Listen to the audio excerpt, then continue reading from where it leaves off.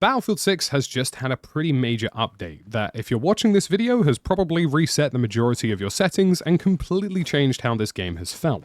Now, the good news is that it's predominantly good news.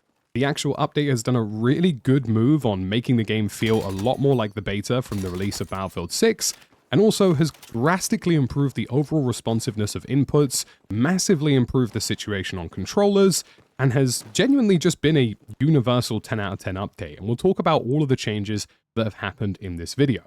But chances are you've found that your controller settings have been completely reset, chances are you're finding that things don't feel the same or are shooting a little bit differently, and that's what this video is going to go over today. Not only am I going to show you all of the controller settings that you need for this update, I'm also going to explain everything that has changed, how it's going to affect your gameplay in Battlefield 6, and things that you can look out for to be a better player. This is hopefully universally useful, whether you're on PC, controller, keyboard and mouse, and something that I think will work quite well for all of you, and I just genuinely believe that this update has been a really good step towards making Battlefield 6 a much more fluid and responsive game. If you enjoyed this video, make sure you drop a like and subscribe. We're on the road to 200k, and share it with your friends as well, so they can be in the know of what's happened. And of course, all of these changes travel across to Battlefield RedSec as well, so if you're playing the BR or you're playing multiplayer, you'll notice this across the board.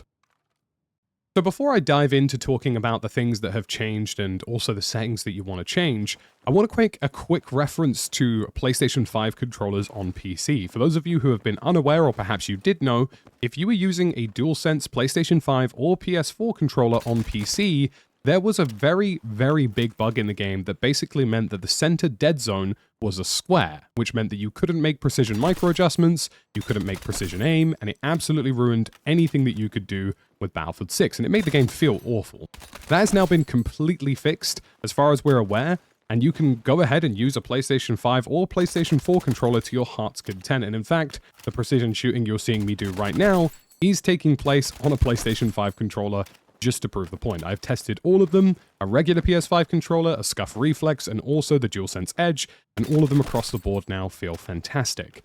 Now, if you are using a controller on Steam specifically, you want to make sure that you have disabled Steam input.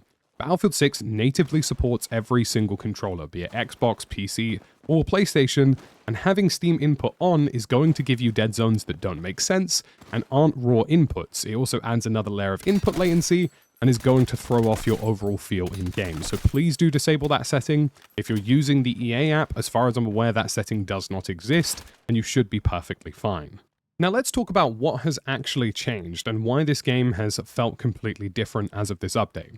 Now yes, most of you, if not all of you, would have had your entire settings completely reset in Battlefield 6, and we will get to that, and you will see timestamps for what you need to change. But knowing how this game has changed things is really important, and understanding what's changed is really important so you can get the most out of your gameplay. And the first one is spread and dispersion. Now, for those of you who are entirely unaware, in Battlefield 6, you get spread by both full autoing your weapon and also moving while shooting. So if I full auto my weapon, progressively you're going to see those tracers move away from that central red dot. And if I full auto and move, you're going to see that that spread is even larger and makes it more challenging to hit targets over range. So in Battlefield 6, burst firing your weapon over range is a fantastic way to get precise accuracy, keep your dispersion and spread really, really low, and kill targets across distances, which is good to see, and that still is the case. However, in this update, on a case-by-case basis, the majority of weapons have had their spread values decreased, and specifically in the carbine and assault rifle category, you'll be able to see that you can now full auto more consistently over range, even whilst moving, and that's something that's, a pretty positive change to see, and I would say that at this point it feels more like the beta, and actually feels kind of like Battlefield 6's beta and Battlefield 4 had some sort of in-between baby. And it's a really good sweet spot right now. Some guns benefit more than others. There are some weapons like the TR-7 assault rifle, which has a huge amount of spread still just because it's such a powerful gun, and other weapons like the NVO and the QBZ, which now feel like you can mobile shoot and move, which is nice to see. You still will get more accuracy from burst firing, and 9 times out of 10, somebody who is utilizing burst fire is going to land more shots and probably will get the win. But in most scenarios where you're just panicking or you run into multiple players, full auto is now a much more viable option compared to what it was before. So you should notice more of your shots landing, and you should notice that in terms of hit registration, the game feels a little bit better.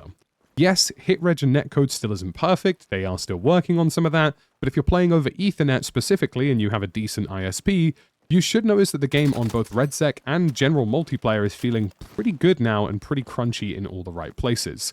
And here's a fun bug, by the way, that's been introduced in this update. Sometimes these targets don't reset. The next thing across the board that has changed is a really big one to do with input latency and general responsiveness on response curves. Input latency from either your keyboard and mouse or your controller on this game has been dramatically reduced, and if you're using something like a PC with a high frame rate, or if you're using performance modes on console, or just generally trying to get the lowest input latency, you should notice a snappier system going into Battlefield 6, and I have noticed specifically less latency end-to-end both on controller and also on the actual setup for PlayStation 5 in performance mode. I noticed that it seemed as though I could actually be more precise and input latency was less of an issue. So this is great to see. Across the board, you should just notice that the game universally feels a little bit better, universally feels more snappy and more responsive.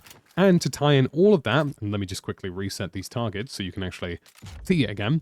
To tie in with all of that, the actual CPU 1% lows for Battlefield 6 have been improved across PC, which should also travel across to console as well.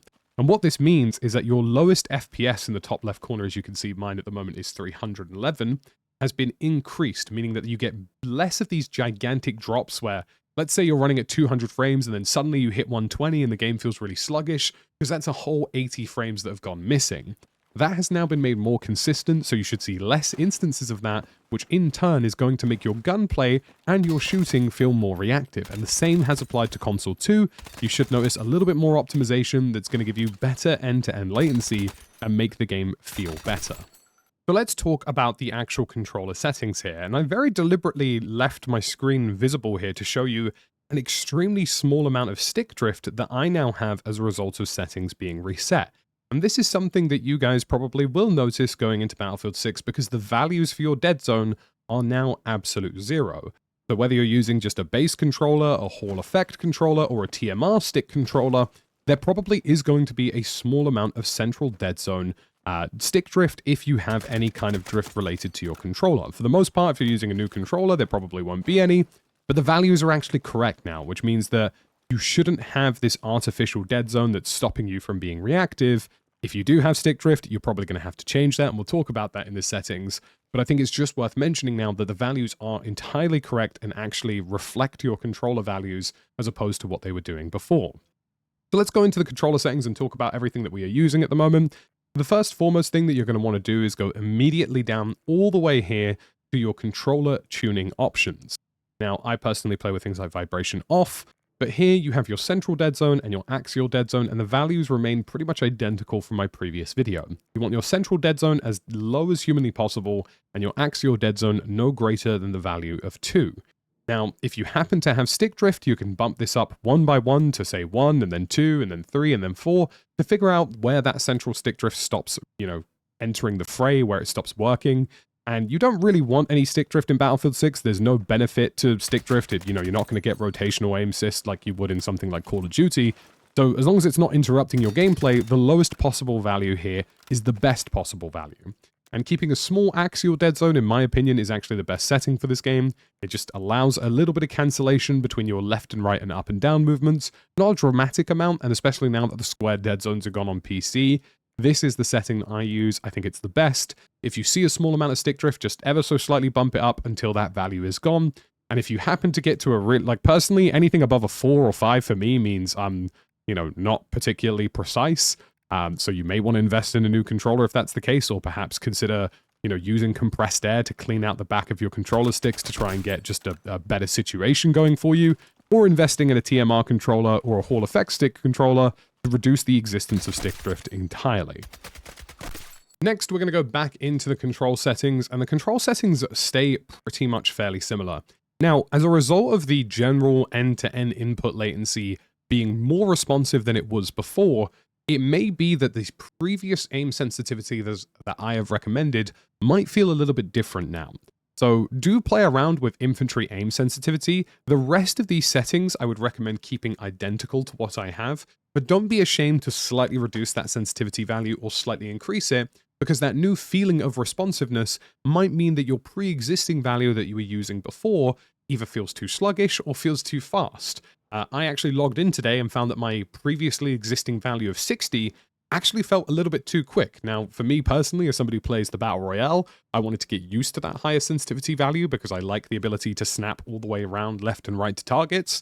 But for the average person, a lower value is probably going to work. Now, I personally play at a 110 FOV, which is 110 horizontal, which equals 78 vertical, as you can see on screen. And I find that this works for me. I play on a 27-inch monitor, and I'm sitting about 30 centimeters away from it. If you're playing on a TV and you're really far away from your display, a lower field of view is probably better, somewhere around 100 to 90. If you're playing right in front of a monitor, somewhere around 110 to 115, in my opinion, is a sweet spot. I really don't recommend 120 because it makes targets extremely small. We're going 56 and 56 here because this is the value that it should be for a 16:9 display. We're also turning uniform aim sensitivity off here, or uniform infantry aiming completely off. And we're going for 100% aim assist, 100% slowdown, BF1 and BF4. For some of you, if you're on consoles, these might be labeled differently, but essentially either BF4 or BF1 is pretty much the same thing. The curves are more or less identical, so either of those is fine. Some of you may want to mess around with Battlefield 3. You may notice a little bit better feeling, but for me, specifically, the Battlefield 4 option is what I like to play around with. Now, if you find yourself in a situation where this is grayed out, resetting the entire category for both your infantry settings and your vehicle settings will ungray out this option by clicking into the right stick. But for me, I set this to BF4/BF3/Bad Company. Again, if the values are labeled differently on different consoles and different platforms, you want Battlefield 4 across the board for all of these. And I ever so slightly increase my acceleration to something like 20, although I think anywhere between 20 and 40 is probably the sweet spot for the majority of players. Now, acceleration and sensitivity work hand in hand here. If the acceleration value is lower, it's snappier to the left and right, akin to something like Battlefield 4. If the acceleration value is higher, it's slower to move left and right, akin to something like Battlefield 1, which is why these labels are a little bit confusing at times. At this present moment in time, the dynamic response curve still appears to be completely bugged, so please don't use that. But these are the settings that I use specifically. And again, if this is grayed out, resetting all of your settings across your infantry vehicles, your controller, it should just ungray itself out. But generally speaking, 20, I believe, is a sweet spot. 20 to 40 across the board works for most people. If you're struggling with it feeling too snappy and feeling a bit too responsive, increase it up to 30 to 40. If you think it's a little bit too slow, keep it around 20. Then we have infantry spin, which is set to toggle. Double tap is set to off. You can see one for one, just copy all of these settings.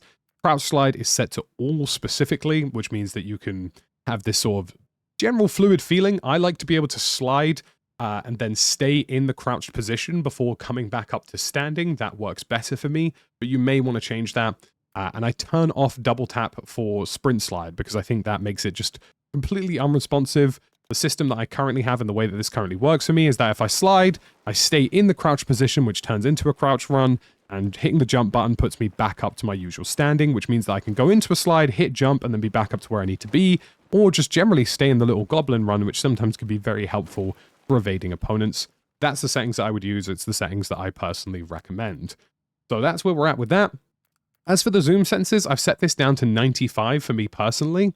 And I highly recommend across the board that you put every single value down to 95. I have no reason to believe that this is something that's going to, potentially affect your gameplay. But in my experience, for whatever reason, I just have trust issues with Battlefield settings. So I set all of them to 95 just to be sure. I also completely disable zoom transition sensitivity smoothing. As far as I'm aware, if you have uniform aim sensitivity or uniform infantry aiming disabled, it does apply. You don't want that. You don't want that smooth transition. You want it to be a very snappy transition. So keep that completely off. And then here are the other settings I have. I have prioritized interact and tethered only for parachute auto deploy.